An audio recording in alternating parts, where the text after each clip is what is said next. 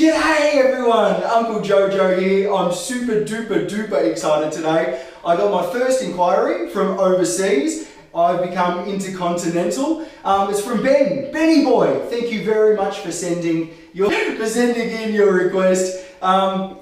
Question being, how do I know what is a really good tiling job and what is not a really good tiling job, and how we go about doing good tiling jobs? So stick with me and I'll take you through a bathroom that we've recently completed, and the tiler on it was from a European tiler, very old school, hand rendered all of the walls. This house in itself is over 110 years old. None of the walls were plumb square and they all waved. And what he actually ended up doing was going over all of the walls and hand rendering them before we stuck the tiles on to get all of the walls nice and flat. If you just step over here, we'll have a look and you can see there's no gaps at all along this level whatsoever. That's nice and flat all the way up to the ceiling. Not only is it nice and flat, but it's also plumb. Plumb being the wall is level this way. That's what plumb means. It's like an old plumb bob. If it came straight down, if it came straight down as level, then it was okay. Then have a look at the floors. Here, we've got these floors. Now, the same thing again.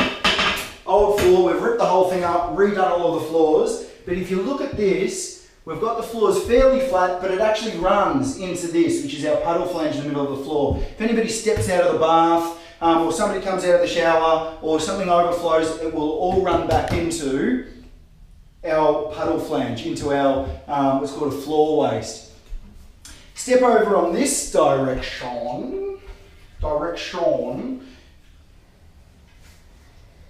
and you'll see here, yes, you'll see here, Mr. Englishman, come over here, Benny Boy. You'll see here that this whole thing actually runs down 2 inches from the entrance of the shower all the way down to our grate, our shower grate.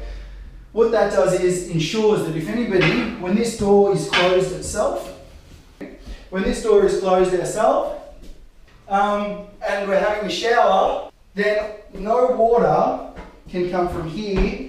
It won't go that way, it'll actually fall straight back down into our flange here.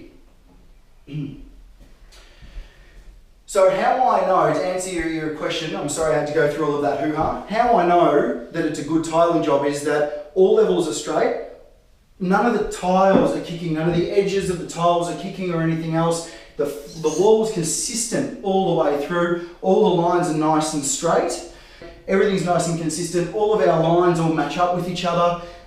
Silicon work is beautifully done. All of the caulking is done in all the wet areas perfectly. It all matches in.